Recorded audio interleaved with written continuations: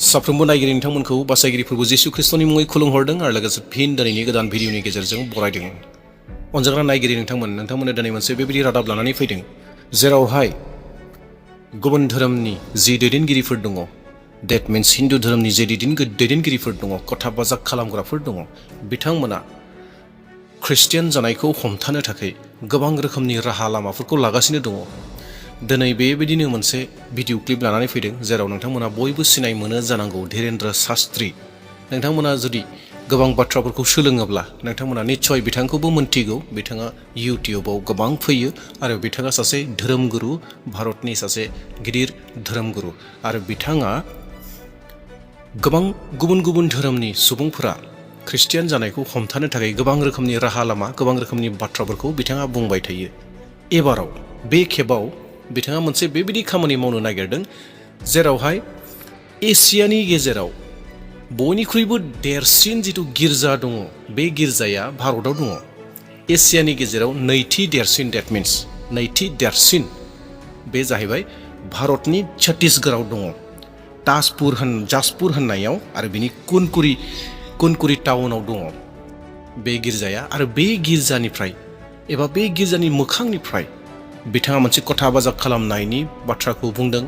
देग्लाय बे समाव खालामनायनि थांखिखौ लादों आरो बे जायगानिफ्रायनो मोनसे पद जात्रा खालामनो नागिरदों। बे जाहैबाय पद जात्रा खालामनायनि ओंथिया जाहैबाय जे ख्रिस्टियान धोरोमाव थांनाय व्यक्तिफोरखौ हमथानो नांगौ आरो हिन्दु धोरोमनि सुबुंफोरखौ माबायदि हजाग खालामनो हागोन, सांग्रां खालामनो हागोन, जेन गुबुन धोरोमाव दाथांथों, ख्रिस्टियान धोरोमाव दाथांथों। बे थांखिखौ लानानै बिथाङा नोजोर होदों जे एसियानि बयनिख्रुइबो देरसिन नैथि गिर्जायाव जागायजेननो थाखाय बिथाङा थांखि खालामदों आरो बिथाङा बेखौ बुंदों रादाबनि गेजेरै थोंजोङैनो। दा बेवहाय अनजाग्रा प्रियफोर, नोंथांमोना बे रादाबखौ नायग्रोदो, बेनि उनाव जोबनाय फारसे आङो नोंथांमोननो बुंहैगोन, खोन्थाहैगोन जे माबायदि जागोन बेफोर गासै खामानिफोरा, बेफोर गासैखौबो खोन्थाहैगोन। दा बेवहाय भिडिअखौ जोबजासिम नाय, गोबां सोलोंनो गोनां बाथ्रा दं।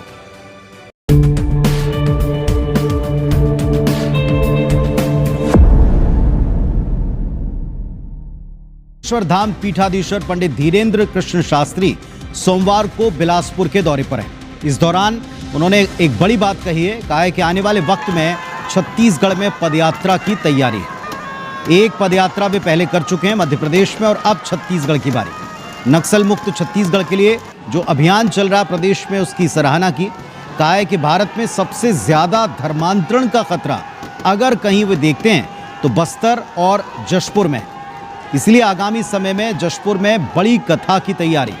एशिया का दूसरा सबसे बड़ा चर्च यहीं पर है और इसी चर्च के सामने अब शास्त्री जी अपनी कथा करेंगे। धीरेन्द्र शास्त्री ने ये ऐलान कर दिया है कि सबसे अधिक खतरा जिस स्थान पर है वहीं से वो अपनी सनातन यात्रा शुरू करेंगे।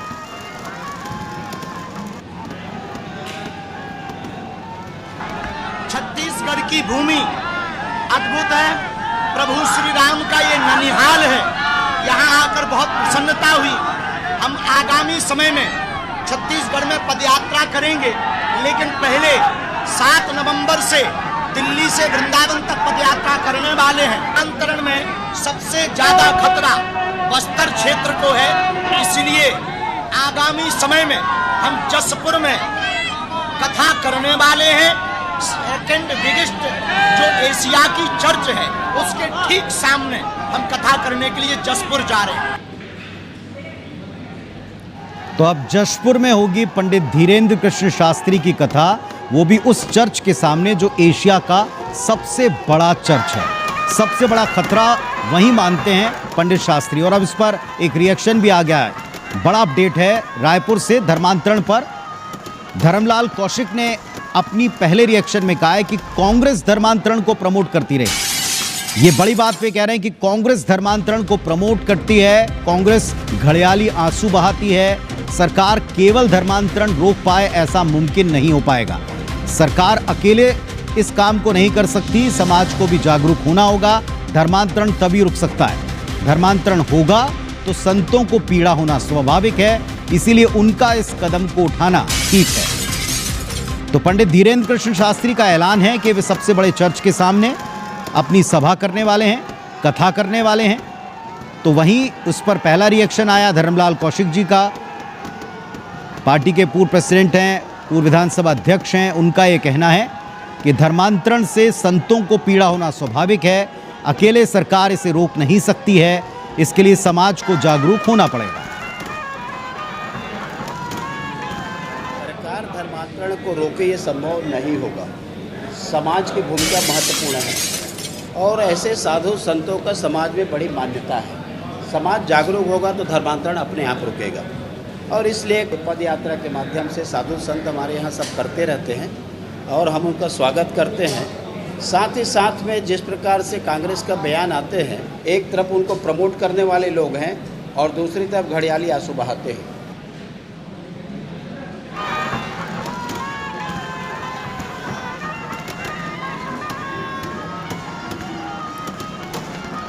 तो पंडित धीरेन्द्र कृष्ण शास्त्री का ऐलान है कि वे एशिया के सबसे बड़े चर्च के सामने धर्मांतरण के खिलाफ एक मुहिम छेड़ने वाले हैं, अपनी कथा वहीं करेंगे। इसके पहले भी पंडित धीरेन्द्र कृष्ण शास्त्री एक यात्रा मध्य प्रदेश में कर चुके हैं। पिछले साल उनकी यात्रा भव्य और कामयाब बताई गई। उद्देश्य था सनातन की रक्षा करना और एक ही संदेश था उस यात्रा का कि सबको एक रहना पड़ेगा। जब तक बंटना नहीं छोड़ेंगे जातियों में, पंथों में, तब तक आपका एक रहने का सपना पूरा नहीं हो सकता। सनातनियों को चेताया था। अब की बार धर्मांतरण के खिलाफ उनकी मुहिम होगी। जशपुर उसका केंद्र होगा, चर्च के सामने उसका स्थान होगा।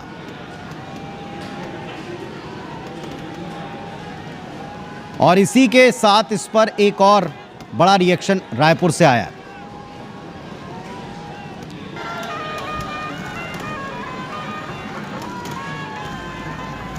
थारैनो मिजिंथिदों नोंथांमोना थारैनो बे भिडिअ क्लिपखौ मोजाङै नायबाय आरो थारैनो बे रादाबा मा बुंदोंमोन बेखौबो नोंथांमोना थारैनो गोसो होनानै खोनासंदों, बुजिजोबदों होननानै सानदों। बेवहाय सासे व्यक्ति दङ, नोंथांमोना नुदों, जेरावहाय गारिनि सायाव गसंनानै दङ। डेट मिन्स गारिनि सिंनि जिथु ग्लास दङ गेजेर खोन्दोआव ओंखारनाय, बेजों ओंखारनानै बयखौबो नमस्कार जासिहरगासिनो दङ, खुलुमनाय जासिहरगासिनो दङ आरो मानसिफ्रा बयबो बेखौ बाख्नायदों। आरो बिथाङानो जाहैबाय धीरेन्द्र शास्त्री, जायहा हिन्दु धोरोमनि सासे गिदिर दैदेनगिरि, कथा बाजाक। जों जेरैहाय जोंनियाव रेभारेन्डफोर दङ, फादारफोर दङ, अनेक जोंनियाव टाइटेलनि मानसि थायो, जों बिथांमोनखौ गिदिर होननानै बुङो, नङा होमब्ला? थिग बेबायदिनो बिथांमोननियावबो हिन्दु धोरोमनि जिथु दैदेनगिरिफोर, बिथांमोननि गेजेरावबो मोनसे कथा बाजाक बाथ्रा बुंग्रा बिथांमोनहा दङ आरो बिथाङा सासे बिनिनो सासे मैखोम दैदेनगिरि। नोंथांमोना बयबो मोनथिगौ जानांगौ आरो मोनथियाब्ला नोंथांमोना इउटिउबाव थांनानै धीरेन्द्र शास्त्री होननानै नोंथांमोना नायगिर, अब्लाना नोंथांमोना बिथांनि सोमोन्दै गोबांखौनो मोनगोन। दा बिथाङा बिनि सिगाङाव गुबुन गुबुन माखासे स्टेटफोराव बेबायदिनो गोबां खामानि मावबाय। गतै रायजोआवनो स्टेटफोराव बेबायदिनो बेरायथिंनानै मोनसे सांग्रांथिखौ लाबोनायनि फारिलाइफोरखौ खालामगासिनो दङ जे हिन्दुफोरा साफ्रोमबो सांग्रां जानांगौ, जेन गुबुन धोरोमाव दाथांथों, ख्रिस्टियान धोरोमाव दाथांथों, बेखौ लानानै बिथाङा खालामगासिनो दङ। आरो गोबां समाव बिथाङा गोबां बिस गोनां बाथ्राफोरखौ बुङो, जायनि जाहोनाव बिथाङा गोबां समावनो दान्थे बिदान्थे खालामबोजाबाय थागासिनो दंखायो आरो खालामजायो। दा बेफोरखौ आं बुंनो नागिराखै, नाथाय बिथांनि नोजोरा एबाराव एसियानि बयनिख्रुइबो नैथि पजिशनाव, देरसिन नैथि पजिशनाव मोननाय जिथु गिर्जा न' दङ छत्तीसगढ़आव, जाजपुरनि कुनकुरी टाउनाव दङ। आरो बे गिर्जानि मुङा जादों जाहैबाय जसेफुर्स Cathedral of Our Lady of the Rosary होननाय। Yes, जाजपुर्स Cathedral of Our Lady of the Rosary होननाय जिथु गिर्जा दङ, बे गिर्जाया जाहैबाय एसियानि नैथि गेदेरसिन गिर्जा। अनजाग्रा प्रियफोर, नोंथांमोना मोनथिनानै ला बे बाथ्राखौ। आरो बे जायगायावनो बिथाङा मोनसे कथा बाजाक खालामनायनि बाथ्राखौ बुंदों। आरो मानो बुंदों बिथाङा बे बाथ्राखौ? बे जाहैबाय जोंनि भारतआव छत्तीसगढ़नि ताजपुर, कुरकुरी बे जायगायावनो आरो बिलासपुर बे जायगायावनो बयनिख्रुइबो गोबां सुबुंफोरा ख्रिस्टियान जागासिनो दङ होननानै बिथाङा रिपर्ट होदों। दा बेवखायनो बेफोरबायदि गासै जानायखौ हमथानो थाखाय समाजखौ, रायजो राजाफोरखौ मोनसे सांग्रां लाबोनो थाखाय बे हाबाफारिखौ बिथाङा मावनो नागिरदों। आरो बिथाङा नोजोर होदों एसियानि नैथि बयनिख्रुइबो देरसिन गिर्जा न', जि गिर्जा न'नि मुङा Jajpur's Cathedral of Our Lady of the Rosary होननाय बे गिर्जा न'खौ नोजोर होदों। आरो सानसे हायोब्ला बे गिर्जा न' सिङावनो कथा बाजाकखौ खालामगोन। हिन्दुनि जिथु बाथ्रा बुंनाय, बोसोन होनाय, बे बोसोन होनायखौ आं खालामगोन होननानैबो बिथाङा मोनसे समाव बुंदोंमोन।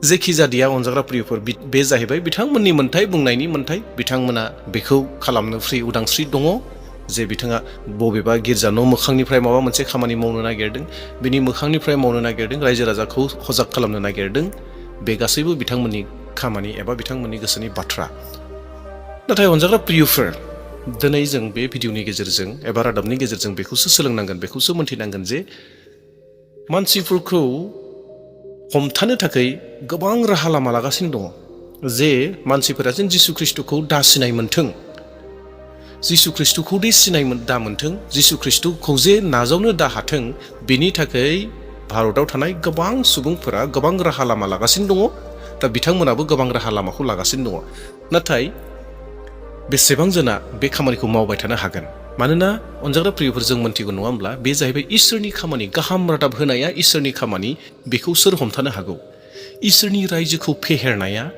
जों मानसिनि खामानि नङा गाहाम रादाब होनाया जों मानसिनि खामानि नङा बे जाहैबाय इसोरनि जिसु ख्रिस्ट'निनो खामानि जों बाइबेलनिफ्राय नायोब्ला जों बुरुनजि जों जारिमिन हिस्टरिखौ बोर लानानै नायोब्ला जोङो नुनो मोनगोन जे जागायजेननायनिफ्रायनो गाहाम रादाब होनायखौ हमथानो थाखाय राजा फोरजाफोरनि जुगनिफ्रायनो नाजाबोगासिनो दङ नाथाय दिनैसिम हायाखै जिहेतु बे खामानिया इसोरनिनो इसोरा बेफोर गासै खामानिखौ माब्लाबा मिथिंगानि गेजेरजों मावगोन इसोरा माब्लाबा सोरबा दैदेनगिरिफोरनि गेजेरजों मावगोन माब्लाबा बबेबा जुनारफोरनि गेजेरजोंबो मावगोन सोमोनांथाव खामानिखौ इसोरा गोबां रोखोमनि राहा लामाफोरजों गावनो मावगासिनो दंखायो दा बे खामानिखौ सोर हमथानो हानो जेसेबांखि मानसिफोरा नाजाया मानो दे अब्ला अनजाग्रा प्रियफोर नोंथांमोना आसा खालामदों थारैनो बाथ्राखौ गोग्गोयै मोजाङै बुजि मोनदों आरो बेजोंनो लोगोसे आर'जआव थाबाय थागोन जेन इसोरनि रायजोआ थारैनो गोख्रोङैनो गोख्रैनो भारताव सफैयो मोनफ्रोमबो रायजोफोरा जिसु ख्रिस्ट'खौ सिनाय मोनो